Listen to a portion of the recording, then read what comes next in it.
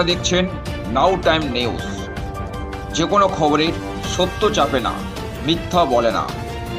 আজ আপনার এলাকার খবর দেখতে থাকুন নাও টাইমস নিউজ চ্যানেলে। হাতে গোনা আর কয়েকটা দিন পর এ রাজ্যে হতে চলেছে বিধানসভা নির্বাচন। শেষ প্রচারে শাসক দল সহ বিরোধী দলগুলি জোর কদমে প্রচার করে চলেছেন। চতুর্থবারের জন্য এ রাজ্যে আবার কি ক্ষমতায় আসতে চলেছে তৃণমূল দল, নাকি হাওয়া বদল হচ্ছে? এই প্রশ্ন এখন সর্বস্তরে ঘুরপাক খাচ্ছে গোটা রাজ্য রাজনীতি জুড়ে। ঠিক সেই আবহে মন্দিরবাজার বিধানসভা শাসক দল সহ বিরোধী দলগুলি জোর টক্কর নিয়ে প্রচারে নেমে পড়েছেন তা বলা যেতেই পারে। এদিন মন্দিরবাজার বিধানসভার নীলাম্বরপুরে ভারতীয় জাতীয় কংগ্রেস দলের প্রার্থী চাঁদ সর্দারের সমর্থনে এক পথসভার আয়োজন করা হয়। এদিন মঞ্চে অতিথিদের একের পর এক বরণ করে নিতে দেখা যায়। এরপর মঞ্চে বক্তারা একযোগে কেন্দ্রের বিজেপি সরকার ও রাজ্যের তৃণমূল দলকে তুলোধনা করতে দেখা যায়। পরবর্তী এদিন এই পথসভাকে ঘিরে এলাকা থেকে বহু কংগ্রেস কর্মী উপস্থিত ছিলেন। এরপর মন্দিরবাজার বিধানসভা কংগ্রেস দলের প্রার্থী চাঁদ সর্দার আমাদেরকে ঠিক কি জানালেন তা আপনাদের শোনাবো।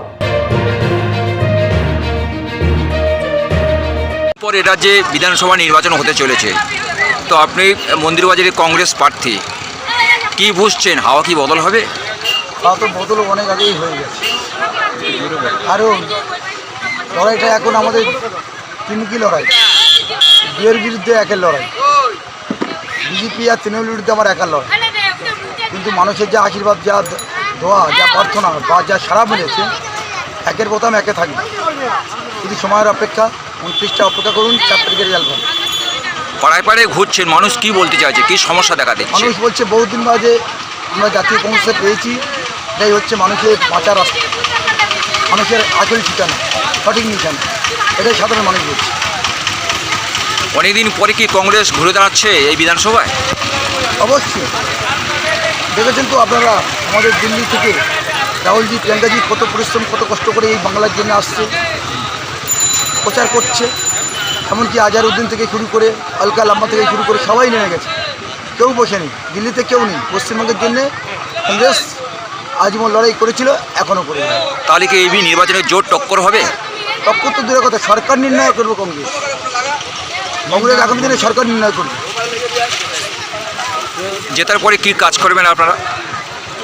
প্রথমত অপশাসন দূর, নারী সুরক্ষা, শিক্ষা ব্যবস্থাকে ফিরিয়ে আনতে হবে। শিক্ষার যে ব্যবস্থাটা যে নষ্ট হয়ে গেছে, এটা তো প্রচুর পরিমাণ নষ্ট হয়ে গেছে, এটা করতে হবে। রাস্তাঘাট, পানীয় জল, এইগুলো করতে আমার লক্ষ্য। আপনার নাম আর ডেজিনেশন? আমার নাম চাঁদ সরকার, একটা প্রার্থী জাতীয় কংগ্রেসের। মন্দিরবাজারের নীলাম্বরপুর থেকে ক্যামেরায় সুজিত মণ্ডলের সঙ্গে ভোলানাথ হালদারের রিপোর্ট, নাও টাইম নিউজ।